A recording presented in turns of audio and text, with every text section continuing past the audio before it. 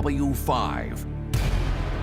Living strictly by the good book, God's law is above and beyond any human law. where faith is challenged and innocence shattered I felt like ending my life. by a religion's darkest doctrines. This is an organization that's supposed to love and protect children. And no one will act. Why won't you call the police on pedophiles? Avery Haynes Court documents obtained by W5 investigates claims of abuse and denial. Who do you turn to? Who do you have as support? When victims plead for justice, And he said he didn't do anything, so there's nothing that we can do. Scripture shields the accused. There has to be a confession or two witnesses. Survivors are shunned by families and the congregation. They are brainwashing everybody. When blind faith turns a blind eye. And he told me that I'm a liar. Here is Kevin Newman. Hello, and thanks for joining us.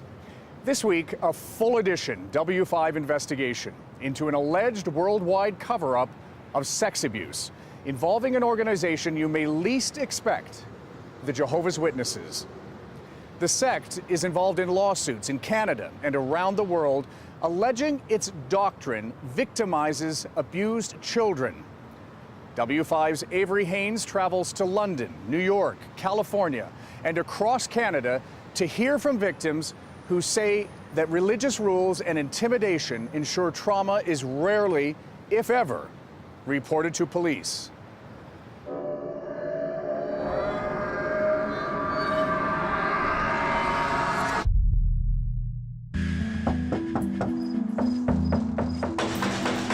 When you think of Jehovah's Witnesses, you probably think of something like this. Hi, how are you? How are you? I'm good, how are you? Good. My name's Parker, this is Spike. Polite disciples going door to door, gently spreading Jehovah's word. But the doorstep conversations on this day are anything but routine. We're just informing people about a dangerous group that's in your backyard. A dangerous what? A dangerous group. What dangerous group? The Jehovah's Witnesses. That's right, they're warning people about the Christian sect they once called their own. They hide pedophiles. They say the Jehovah's Witnesses organization is a secretive, destructive, and controlling group. A group whose policies have ignored child sex abuse while protecting known pedophiles from police. Before, witnesses would be afraid to speak up and talk because they would be disfellowshipped and they'd lose their family. They call themselves the Vast Apostate Army. An apostate is someone who has abandoned their faith. Within the Jehovah's Witnesses ranks, it's high up on the list of sins. These former Jehovah's Witnesses have come to this quaint town of Warwick, New York, because just down the road is the world headquarters of the Jehovah's Witnesses. They call it Bethel, the house of God, sprawling over 250 acres. 800 people live and work here, including the group's legal advisors, support staff, and the governing body. 8 men who establish and supervise Jehovah's Witnesses doctrine. They just opened a new headquarters right in your town, and they protect pedophiles. We want you guys to know. They actually have some policies in place that allow these predators to be going door to door. Tricia Frangina traveled here from Edmonton. A long, expensive trip that was worth it to protest a religious group that she says stole her childhood. As a child, every night that you went to bed, you believed this may be your last night. You may not wake up. Of course, it was always constantly that Armageddon could be coming at any minute. What does Armageddon look like in the world of the Jehovah's Witnesses? In my head, it was giant fireballs coming out of the sky and people screaming and dying in front of me. A fiery death wasn't the only thing that scared Tricia. In fact, in a way, her own world had already ended. Since she was a child, she says, she had been abused by someone she should have been able to trust the most. Can you talk to me about the kind of abuse that you suffered? Sexual abuse from my father. The abuse started as soon as I was born until I was approximately 14 years old. And which one is you? This one. Tricia says her mother suspected something was going on and went to the church elders for advice. They basically told her that she wasn't fulfilling her wifely duties and that she had to be a more submissive wife and make her husband happier. She's told you need to be servicing your husband more? Yeah. And where does that sit in your heart, and how does it sit? It's heavy. I've gone through bouts of severe depression where I felt like ending my life because I was so unheard when I was basically screaming for help as a child. Eventually, Tricia found the courage to go to an elder herself when she was 12. Help is not what she found. And I explained to him what was going on, and he said, I don't have any proof and I don't have any witnesses, so I need to respect my family and not to bring it up again. You told an elder that your dad was sexually abusing you, and he said, show us the proof? Mm-hmm. They put the onus on the victim to produce 2 credible eyewitnesses to their assault. And by credible eyewitnesses, they mean other Jehovah's Witnesses that saw it with their own eyes. It's actually called the two-witness rule, inspired by passages from both testaments of the Bible. So it's not as though the Jehovah's Witnesses have just made up their rules. I mean, they've taken stuff from within their translation of the Bible to validate their policies. Yeah, absolutely. André Gagné is a theology studies professor at Montreal's Concordia University. You find a passage here in Deuteronomy chapter 19. No single witness may convict another for any error or any sin that he may commit. On the testimony of 2 witnesses or on the testimony of 3 witnesses, the matter should be established. No single witness may convict. Biblical words Jehovah's Witnesses take literally. But if there's not 2 witnesses, it's up to Jehovah. Absolutely. They have what is called a theocratic worldview, meaning that God's law is above and beyond any human law. If I have to submit to any kind of law, I'm going to submit to God's law. These videos, produced for the Jehovah's Witnesses website, show happy and carefree worshipers. What they don't show, the sheltered lives, the strict rules meant to protect against the Satan-led outside world. Witnesses are required to spend hours spreading Jehovah's word door to door and at street corner carts like these. They don't celebrate holidays, no Christmases, no birthdays. And those who don't obey the rules risk being shunned by friends and family. You have very, very little connection with the outside world. Your entire world is that. So if you're shunned from that, who do you turn to? Who do you have as support? It's very difficult. And Jehovah's Witnesses believe in Armageddon, the final battle between God and all wicked humans. They believe it'll happen any day now. Armageddon is a battle. It's a battle against the forces of darkness, and the only way to be saved is to actually follow Jehovah and adopt our interpretation of the Bible. That's essentially it. Perhaps the most controversial of their beliefs has been their policy on what to do with child sexual abuse allegations. Court documents obtained by W5 show that Jehovah's Witnesses elders are instructed to keep a record of every single child sexual abuse allegation and then forward those allegations onto the organization's own legal department. Now, in many countries, including here in Canada, the law requires that allegations like that be dealt with by police. And yet there's ample evidence that calling the police has not been the regular practice of the Jehovah's Witnesses.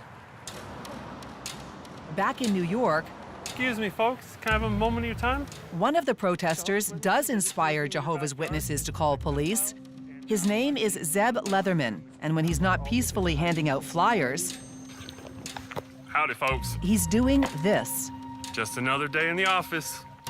Zeb strolls in and interrupts Jehovah's Witnesses' services, We have a special announcement. It's concerning the 2-witness rule. telling the congregation their religious sect has some dark secrets. We're going to ask you to leave, sir. And this hasn't happened just once. For the past month, Zeb has driven some 4,000 kilometers across the United States, stopping uninvited at 60 Jehovah's Witnesses churches, which are called Kingdom Halls. Our Heavenly Father, We don't have to listen to these men anymore. Let's go. And all that happens is we wind up sweeping these cases under the wrong. Okay, let's go. That's actually trespassing. No, it's by not. doing that. You're right. It's a public meeting. What's going through your mind when you open those doors to the Kingdom Hall and know what you're about to do? Pretty scared, but is there another way? I don't know another way right now, so I stick with this one. Get off the premises. I'm calling the police. Really? Yes. So come on. They usually call the police, and then they usually grab me, manhandle me, and throw me out. Hold on. Hey. Why won't you call the police on pedophiles? Hey. It's the only way I personally know that I can really make a difference. I don't like doing it. It doesn't feel right. And some places it might be illegal, but I don't know another way to teach that many people at one point in time. You come in here to disrupt us. I am. I'm trying to tear down the tower. Zeb was born into a Jehovah's Witness family, but left in his 20s when he started doubting their strict interpretation of the Bible, including that two-witness rule. Now, his entire family shuns him. What's your point? Why are you doing this? Because my ultimate goal is to free my family from this cult. Today, Zeb won't be alone. When he slips into this Kingdom Hall, just outside the religious group's world headquarters, a dozen of his fellow protesters will join him. They've sneaked in and spread out among the congregation. And as soon as the opening hymn ends, they start the interruptions, camera phones rolling. If I could just have your attention for a moment, guys. I want you to ask your elders about the two-witness rule, because the authorities are not called when children are abused. The Watchtower Bible and Tract Society of New York is being investigated. I'm talking here, sir. I'm sorry. We're asking you very nicely at this time to leave. So please Google all you can, folks. Learn all you can so that you can maybe escape this cult. Abandoning their hope. I have no more time in my life for you guys. I'm done with this whole thing, man. When all faith is lost. It really does destroy your soul. When W5 continues.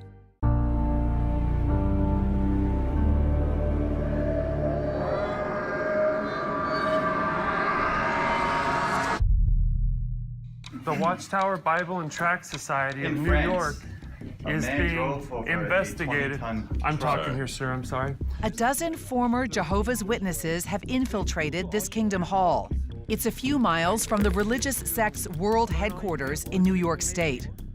Among them, Canadian Tricia Frangina from Edmonton. My father sexually abused me for the first 14 years of They say Jehovah's Witnesses' policies fail to protect child sex abuse victims, shield pedophiles, and shun people who speak out. And they want this congregation to hear what they have to say. I was raped and was told you shouldn't have done that, and I was disfellowshipped for it. 18 years old and not allowed to have my mother talk to me for a year. One after another, the protesters stand up to make disturbing allegations. Allegations that many of these congregants have likely never heard before. My ex-husband is a pedophile. He raped 2 children in the Kingdom Hall. He is still allowed to be talked to by everybody. This is an organization that's supposed to love and protect children. Your invitation to be here has been revoked. Don't shun your children. jwfacts.com. After several minutes, everyone is finally ejected, and the chaos spills outside. But the accusations continue. Can I ask you, how many pedophiles have you encountered in your record as an elder? I'm sorry, there's no comment. You treat us like we're dead. I will not hate you guys. I will not hate you. You look at me like I don't exist. I'm telling you as a man, I'm right here. So I have no more time in my life for you guys. I'm done with this whole thing, man. Done. A single police officer shows up, and the group slowly leaves. They reassemble in a parking lot across the street, happy they forced a different point of view into fresh ears. Tricia Frangina, who says she survived years of sexual abuse as a child, thinks the protesters' plan wasn't perfect, but it's still worth celebrating. You could tell that people were just like, oh God, like plugging their ears. But there were a couple in the front that seemed really affected by it. So you never know who's gonna go home and try and find the truth. The way to do that is The police officer returns a few minutes later, and the group thinks that they're going to be told to leave. Obviously, it's private property, so you have to leave, and you guys. But instead of asking them to clear out, he has something else on his mind. Holy Spirit, what's your view on that? It's an active force, just like we're breathing here.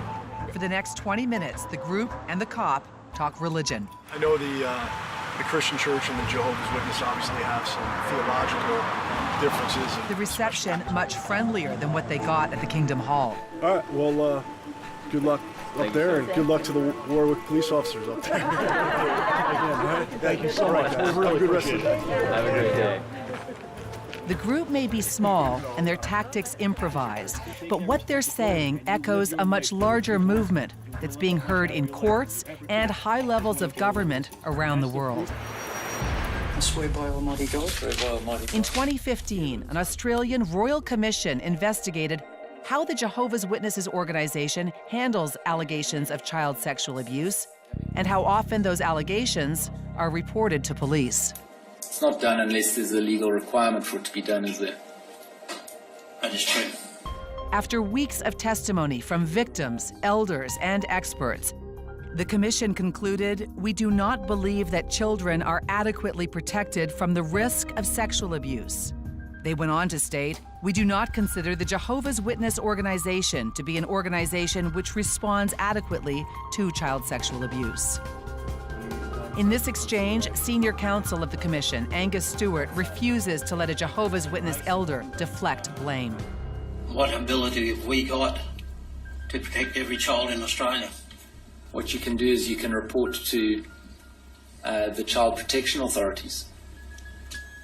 And that is done in some cases. But generally it's not done, is it? No. The commission also uncovered what had, up until that moment, been just a rumor, that the Jehovah's Witnesses kept a secret database of every single known and suspected child abuser within their congregations. Not one was reported by the church to secular authorities. Since 1950, JW elders in Australia have documented potential child sexual abuse cases against 1,006 members. Not one of them ever reported to police. Half a world away, Jehovah's Witnesses are also coming under legal scrutiny in the United Kingdom.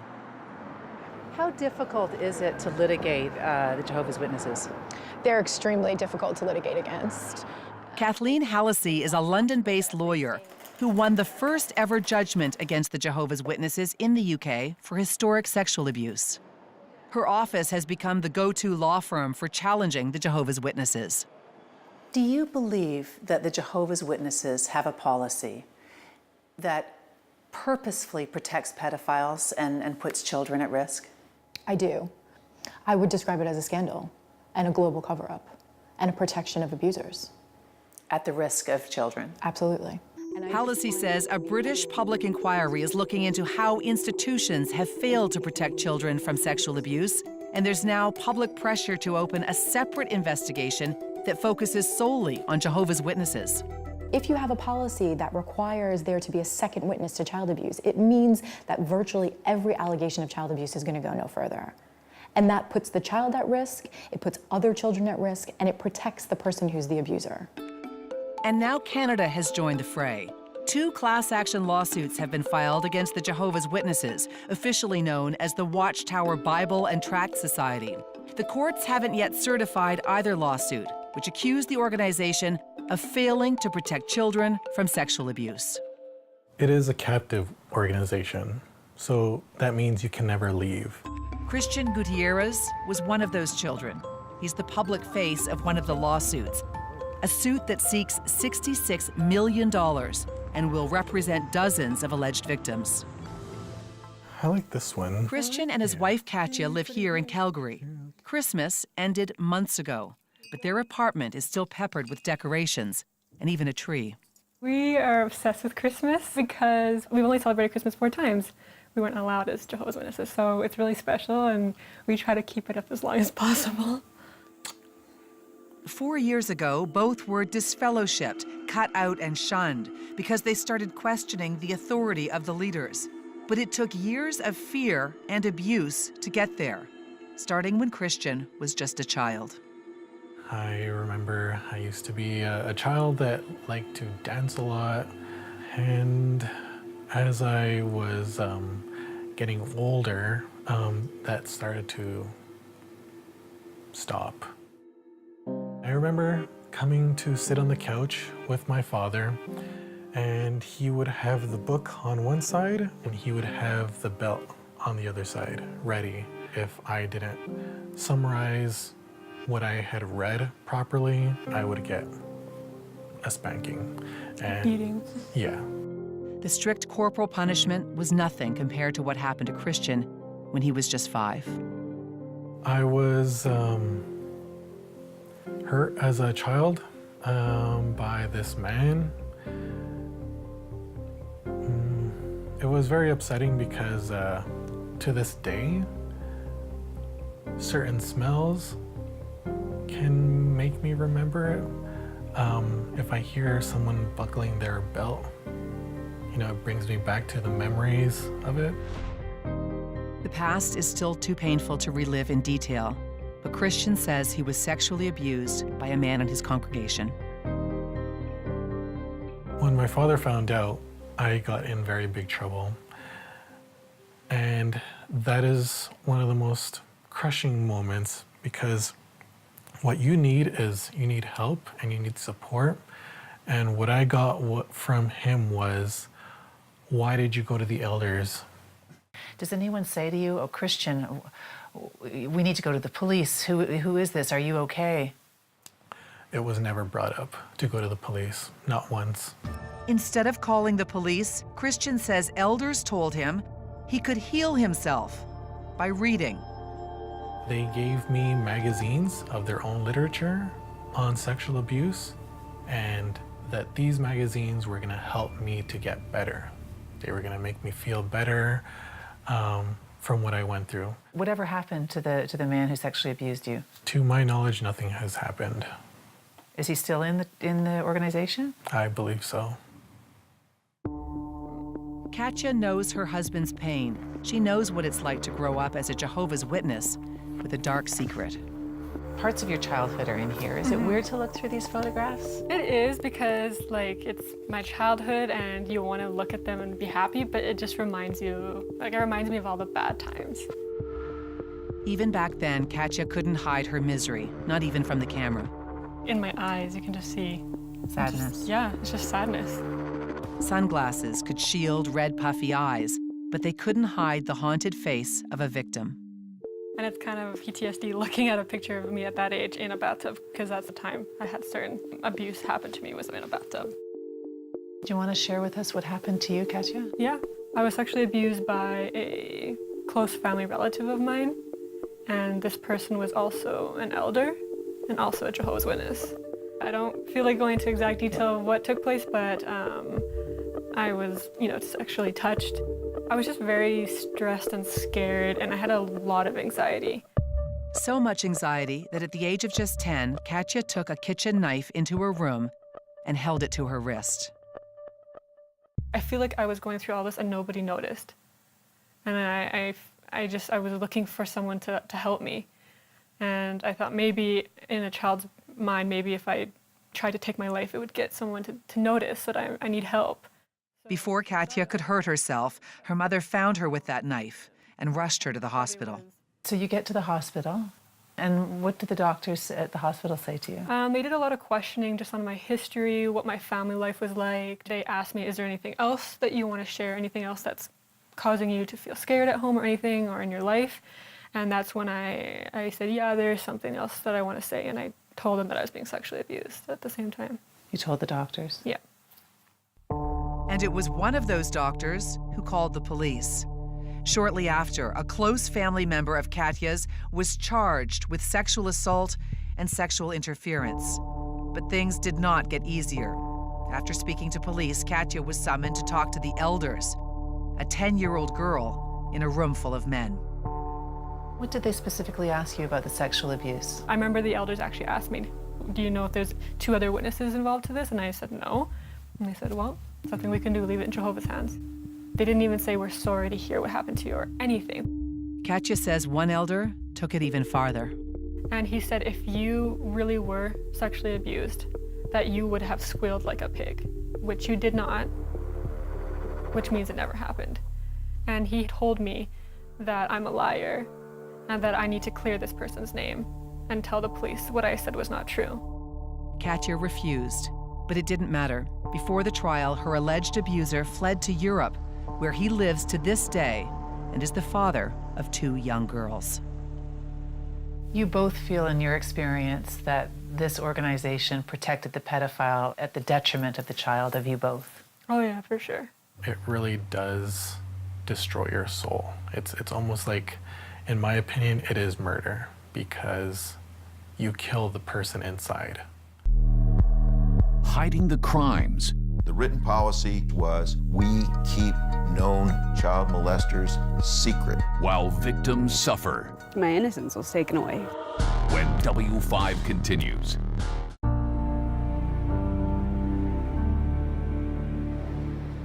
Welcome back to W5.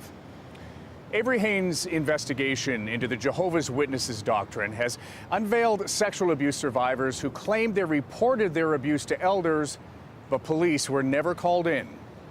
Well, now some of those victims are taking the religious sect to court, which will be a difficult and costly battle.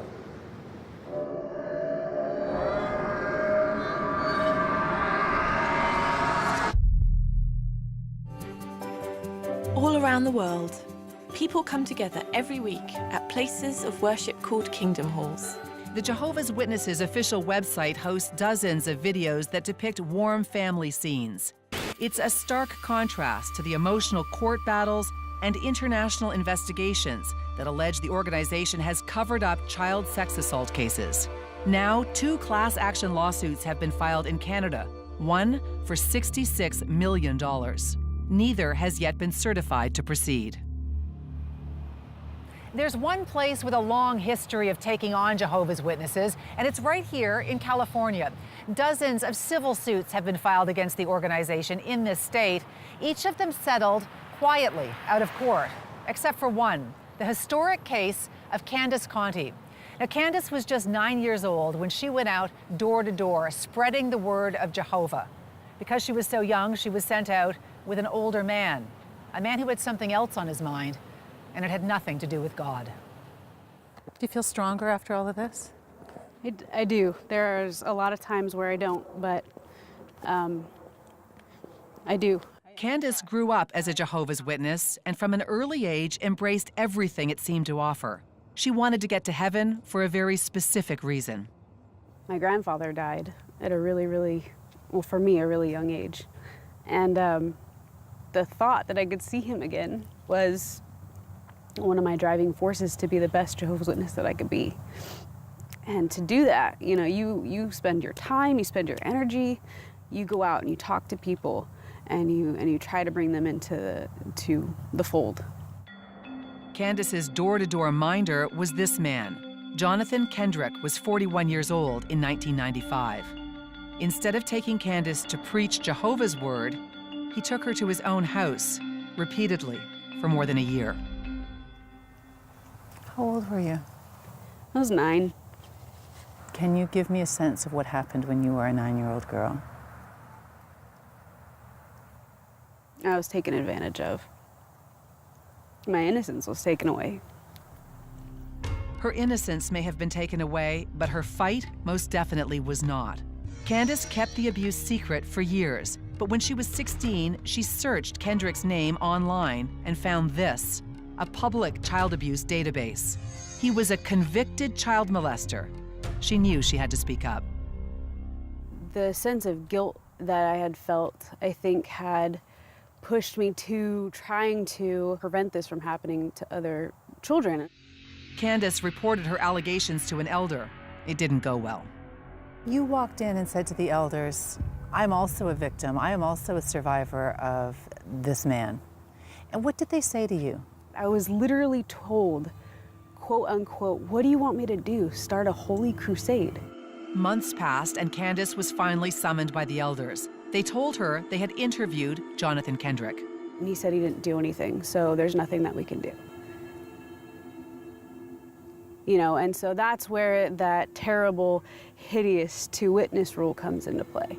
The two-witness rule, a Bible-inspired doctrine that dictates elders cannot discipline someone unless there are two witnesses to the alleged sin. You can't even really wrap your head around that, you know, a two-witness rule. I mean, you don't have one witness to a child molestation, you know. So but Candace didn't back down. Instead, she got a lawyer. I describe Candace Conti as the client that I hope every good lawyer gets once in a career. Rick Simmons was Candace's lawyer. These are exhibits, and they represent a couple of smoking guns in the Candace Conti case. They do. One is a letter sent by the elders at North Fremont Congregation, where Candace had been a member all of her life, 2 years before the sexual abuse of Candace by Jonathan Kendrick began. The letter says Kendrick admitted to elders that he sexually assaulted a girl before they paired him with Candace. In this deposition video, you can hear Rick Simmons ask an elder about that admission. Do you recall becoming aware of a report of sexual abuse of a child by Jonathan Kendrick? Yes. He had called us to his home to discuss or to confess to an incident with his stepdaughter. So they knew that they had a sexual predator in their congregation who was going out with children. They knew that. And what about this one? This is a body of elder letter, and it instructs the elders in every congregation in the United States that if they receive a report of child molestation within their congregation, that they are to keep it secret. The letter states there is a time to keep quiet. Problems are created when elders unwisely reveal matters that should be kept confidential. It was an order, and the elders obeyed. We don't make that public to the congregation. That's confidential. The written policy of the governing body of Jehovah's Witnesses was, we keep known child molesters secret. The jury awarded Candace $28 million, the richest judgment against a religious group for one person in U.S. history. Since then, it's been whittled down to just under $3 million. And that's because an appeals court decided that the organization did not have a responsibility to warn the congregation about Kendrick. All of that money aside, she didn't get what she was after, which was a change in the policy. I don't think she got a formal change in the policy, but the publicity, the knowledge that when your doorbell rings on a Saturday morning, the person standing there could be a convicted child molester posing as a religious believer. That message has gotten out. Beyond just delivering a powerful message, Simmons thinks lawsuits like Canada's new multi-million-dollar suits will eventually force the Jehovah's Witnesses to change. They have tremendous wealth, billions of dollars in wealth, but the price of abuse is getting higher, and at some point it gets too high to be able to withstand it. You believe that? Yes, it will, because the financial cost, like it did the Catholic Church, will make sure that they have to change to survive. Do you believe you'll ever see a day where the Jehovah's Witnesses strike that two-witness rule from their doctrine?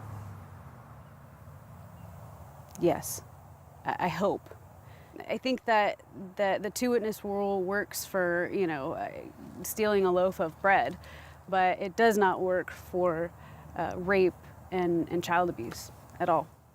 Speaking out publicly has cost Candace just about every family member, every friend she ever knew as a Jehovah's Witness. To this day, she is still being shunned by her own father.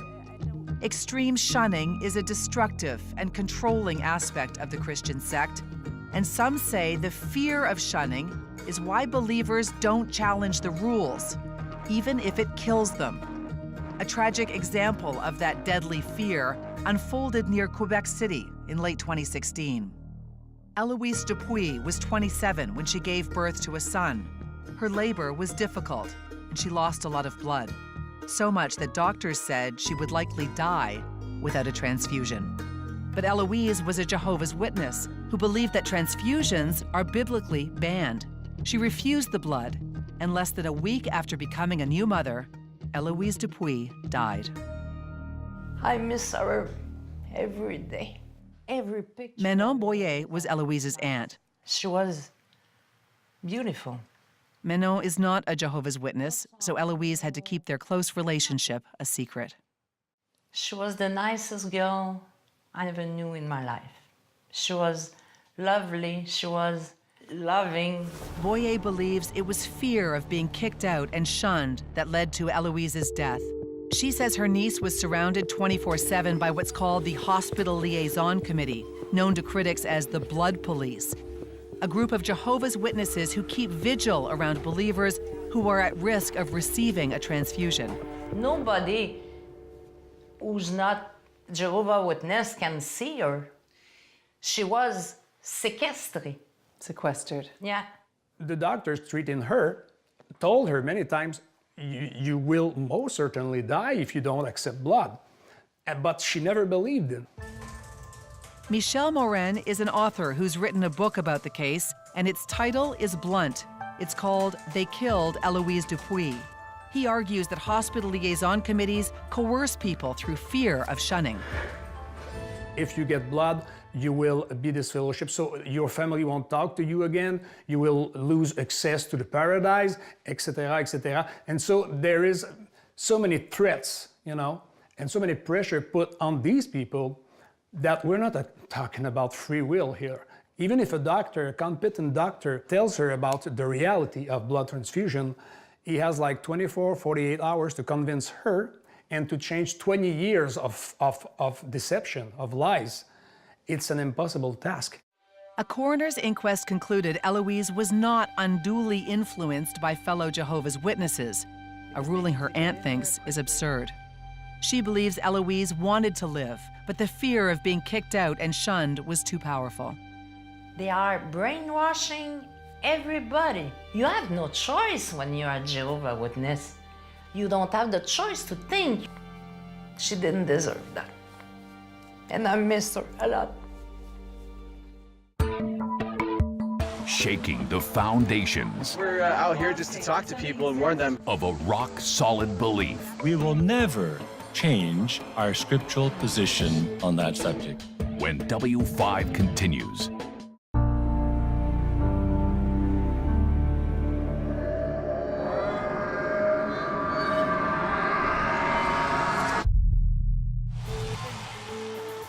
They call themselves the Vast Apostate Army, former Jehovah's Witnesses who are speaking out against the Christian sect they say covers up allegations of sexual abuse within its ranks.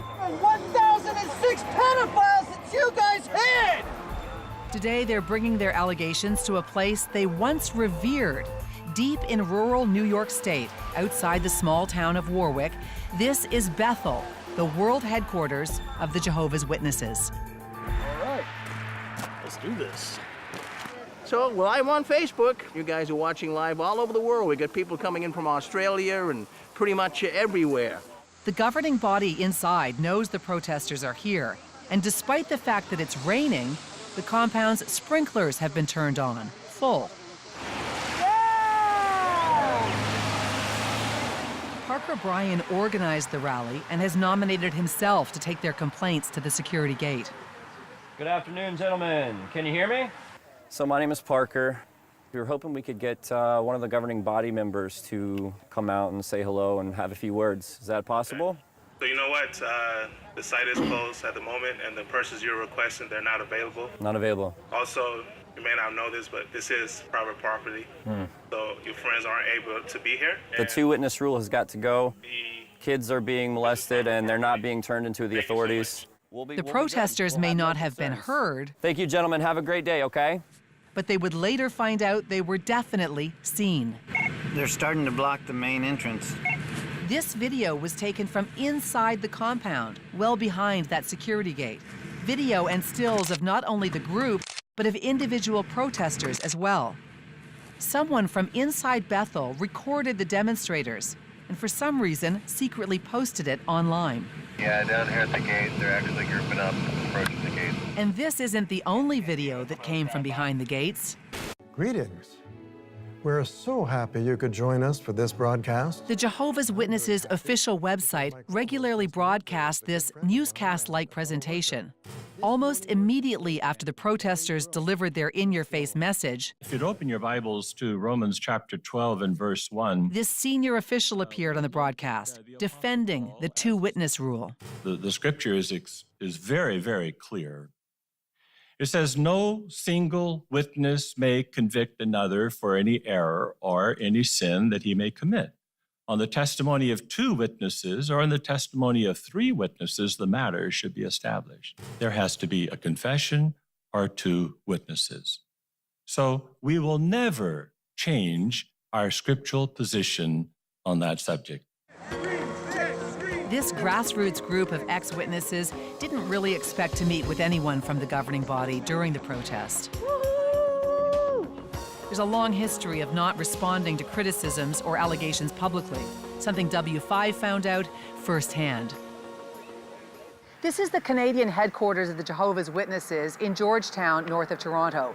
We requested an on-camera interview here, as well as at the world headquarters in New York State. Both requests were denied. And so we sent a long list of questions surrounding their child protection policies, including whether or not police are called every time a sex abuse allegation is made.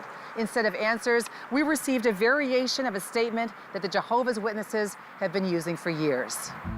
They say the Jehovah's Witnesses abhor child abuse, a crime that sadly occurs in all sectors of society. We believe that loving and protective parents are the best deterrent to child abuse. The victim and his or her parents have the absolute right to report the matter to the governmental authorities. Elders do not shield abusers from the authorities or from the consequences of their actions. It's a statement that Christian Gutierrez from Calgary hopes to challenge in court. Christian is the public face of a $66 million class action lawsuit filed against the Jehovah's Witnesses organization in Canada. I want justice. I want this to stop. I would like the Watchtower to change their policy. It's just a simple policy. The lawsuit has not been certified to proceed yet, but Christian isn't waiting around. All right. Christian and his wife Katya host a YouTube channel that reaches hundreds of thousands of people. Their message: challenge the Watchtower's rules and get out.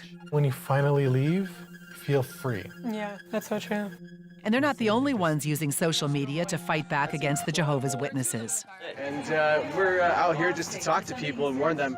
Several of the protesters who marched to the world headquarters in New York State are waging social media war against the Jehovah's Witnesses doctrine, including Trisha Frangina, who had the courage to talk about her sexual abuse online. I just want other victims to know that they're not alone and you have a voice. Now's the time to use it. We're all excommunicated, we've all lost family, we've all lost friends, and we're all just saying we're not invisible. We're not going to be quiet anymore. In Canada, the Jehovah's Witnesses are a legal registered charity, one of the country's richest.